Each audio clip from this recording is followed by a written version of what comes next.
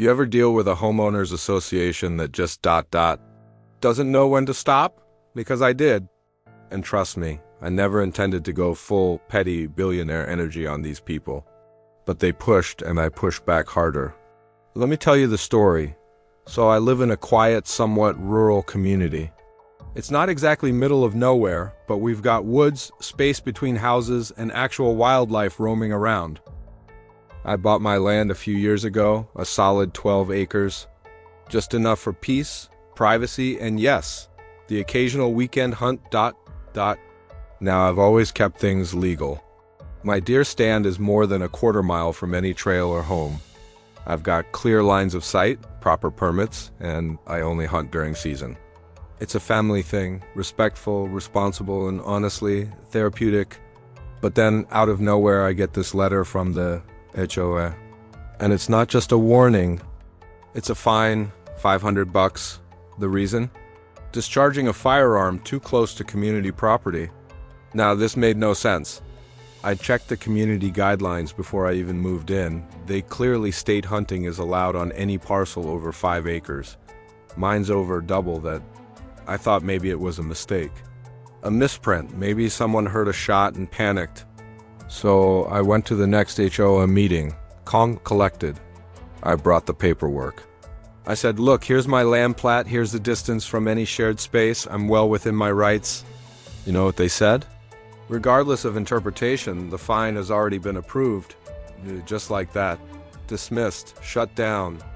Like they were some courtroom drama judge slamming the gavel. It wasn't about rules, it was about flexing authority, about control. And that's when I decided right. Let's see how you like it when I play the game. Now, here's where it gets good. The HOA board, these people that just find me for legal activity on my land, they love to hike. It's their big thing. Every weekend, rain or shine, they organize group hikes through the Blackberry Ridge trails. They host photos, brag about their nature walks, even listed in the neighborhood welcome packet. But those trails? Here's what they forgot. They don't own them. They'd been using them for years thanks to a handshake deal with the previous timber company. But that company had recently started parceling out the land, quietly, no big sale signs. No announcements, so I did some research, made a few calls, and within a month and a half, I became the proud owner of 74 acres of untouched woodland. And guess what was running straight through the middle of it? Yep, every trail, every shortcut, every scenic overlook they love to hike.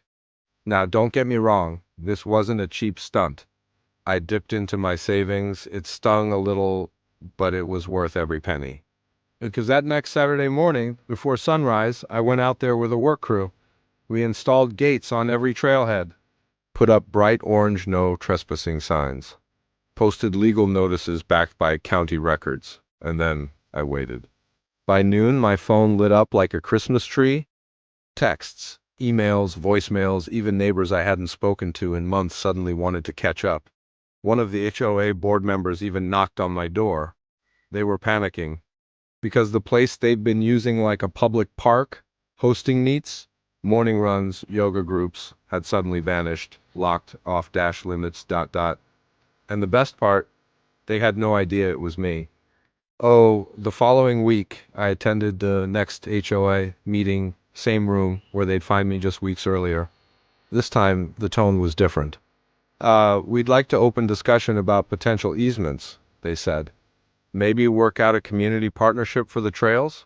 I smiled, and said I'd love to consider it. But there's still the matter of that hunting fine, isn't there?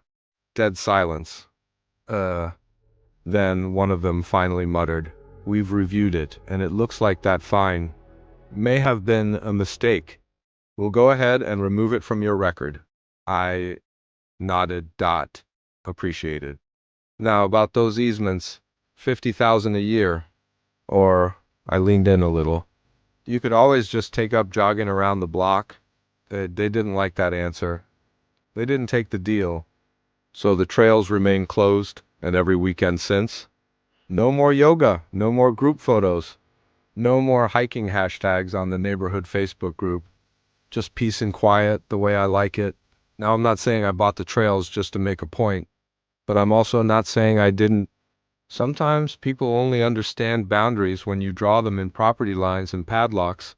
So if your O ever comes for you over some nonsense, remember this. You can fight a fine with a forum, or you can fight fire with forest. All right, that's the saga of how a $500 fine turned into 74 acres of no trespassing. If you enjoyed the ride, tap like, smash subscribe, and ring that little bell so you don't miss the next neighborhood drama. Got your own HOA horror story? Drop it in the comments below. I read every single one. And hey, share this video with a friend who loves a good dose of petty revenge. Thanks for watching, and I'll see you on the next hike. Or maybe behind the gate.